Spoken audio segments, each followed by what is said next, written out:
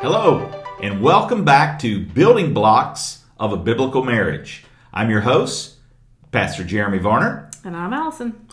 We want to welcome you to our 5th series. And yes, we're back in a new location, trying to work things out, trying to find our groove. And so we appreciate you guys tuning in again on our 5th installment as we continue studying the building blocks of a biblical marriage. So, Allison, we have received questions. Last time we took some Q&A from the audience. And based upon one of the questions, we're going to spring forward into a little discussion tonight. And so why don't you introduce tonight's subject, what we're going to be talking about? So we're going to be talking about bringing baggage into the marriage. So what do you mean by bringing baggage into the marriage? Everybody brings baggage into a marriage. Everybody. Your past. Okay. Baggage is your past. And so everyone that comes together in marriage come from two separate lives. And as we've been talking about in our series, our marriage tells a story. And so a lot of times those past stories come to play as we come together to form one family. And so I want to talk about that tonight. Probably the best way to do this is to sort of give our viewers a little background on how we met. And so we want to start that tonight. And as always, ladies first. Allison, why don't you tell them how you and I met?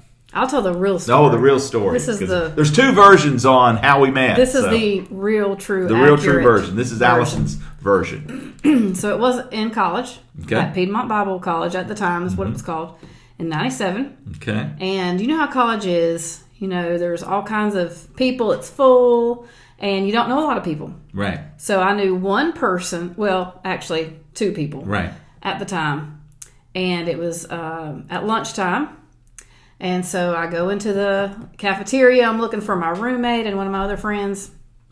And my roommate is sitting at this table that is full. The cafeteria itself was full. It was packed. It was opening day. It was. It was like the first, second day. I mean, it was really soon. And found her table, and there was one seat open. How convenient. Yep, and it was right next to this guy right here. Yep, that's me. And so I said, well, is anybody sitting here?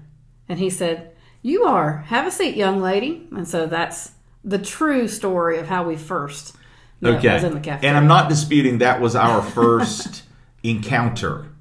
However, I have a little different take on when I first noticed Allison.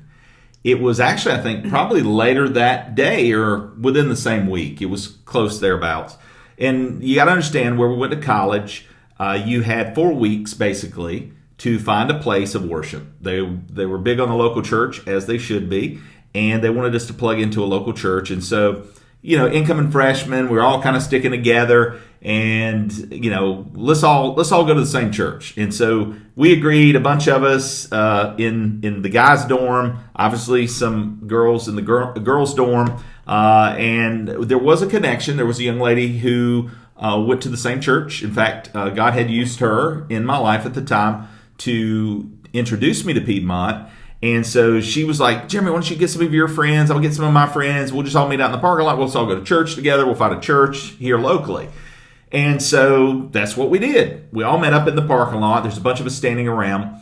And I said, well, I'll be willing to drive. And a friend of mine at the time, he got in the front seat, and a whole bunch of the girls got in the back seat of my car.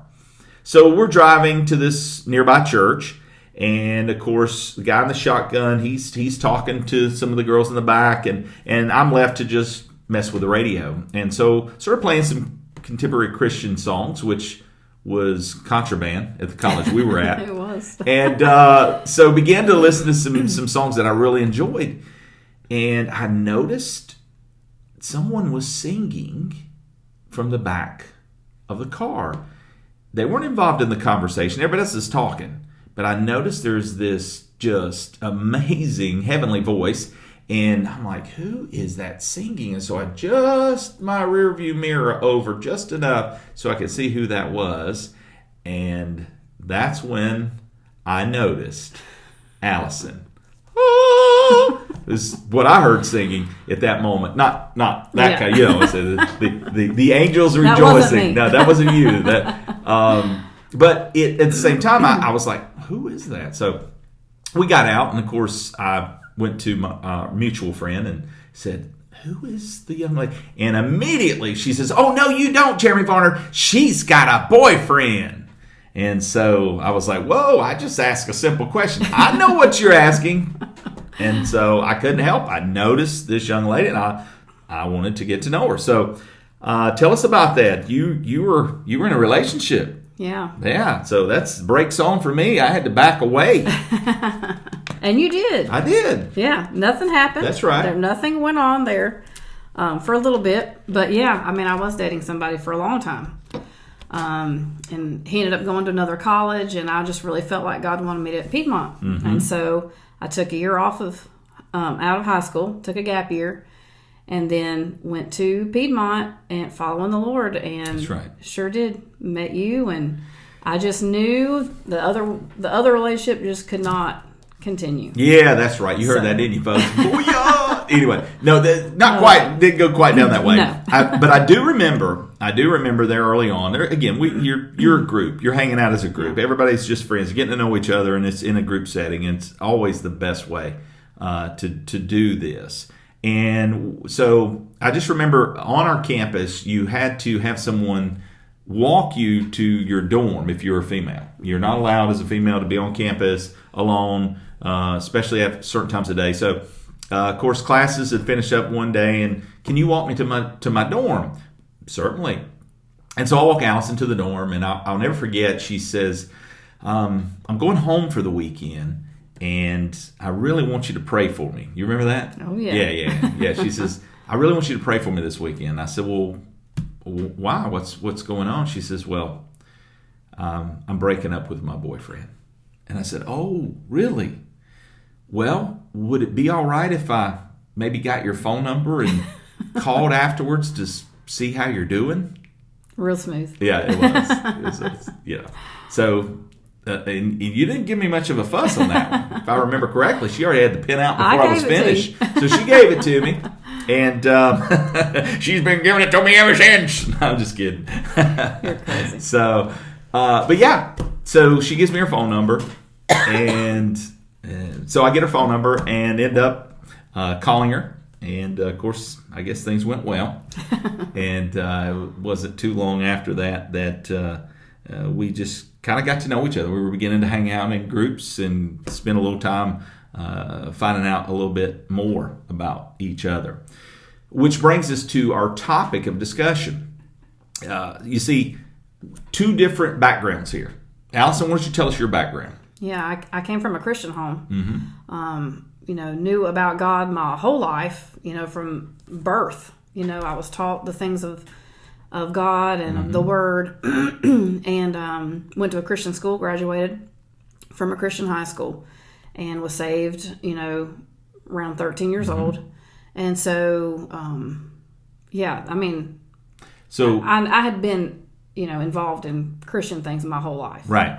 Whereas to me, not so much. Yeah.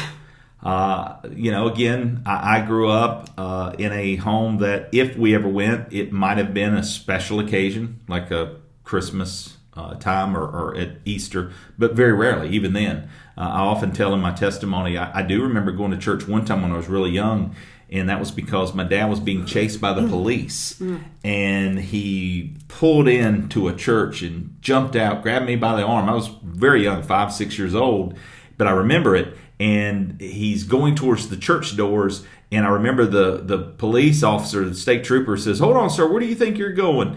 And he says, "We're late for church." And the officer talked to him briefly, got back in his car. Me and my dad went and stood in the lobby, and as soon as the cop left, we left. Not a fine moment, probably for my dad, but he did get a ticket. I do remember he did get a ticket.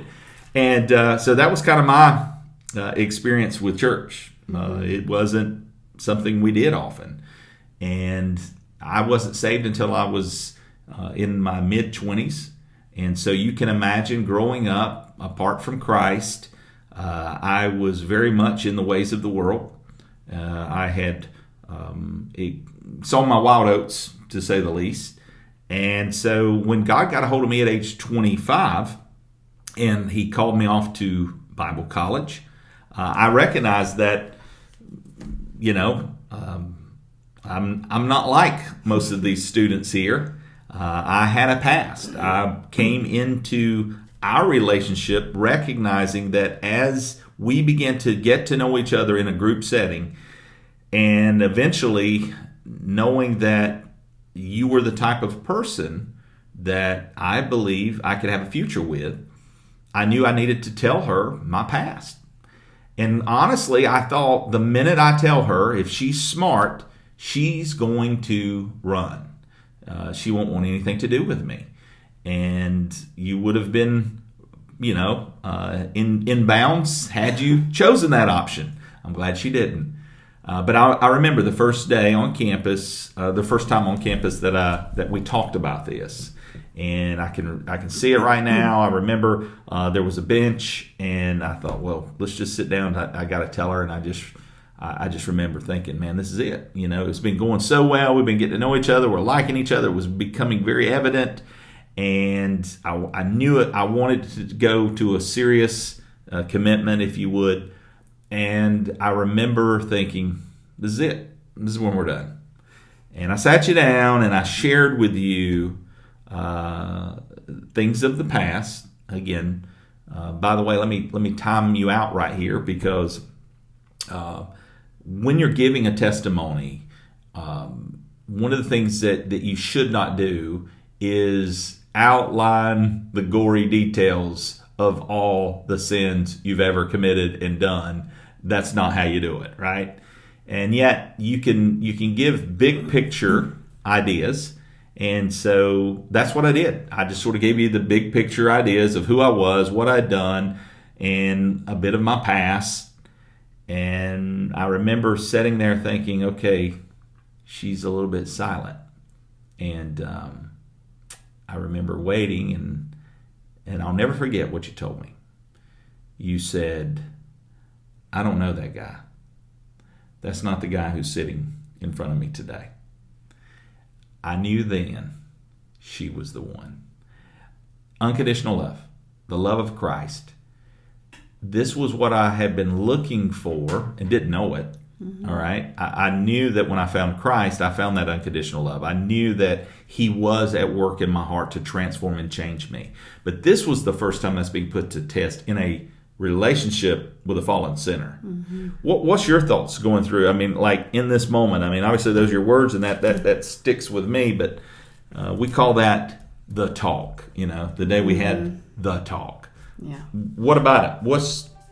What was your take that day? Folks, we're going to stop right here and pause for the calls, and we're going to pick up in this episode next week, right here, same time, same back channel.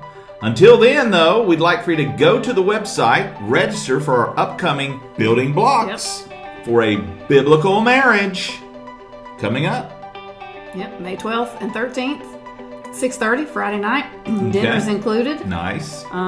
Saturday, 10 a.m. Mm-hmm. Lunch is included. Oh, nice. And should be a good time. Register at cbclagrange.org. cbclagrange.org. Again, go ahead. Space is limited, so we'd love for you to go ahead and invite somebody out, be a part of the evening. Going to be a great time as well on Saturday. Lots of fun here at cbclagrange.org. Check it out. Register today. Until then, until next week, we'll resume this podcast right where we left off. I want to remind you, you're a living stone. Go build something great.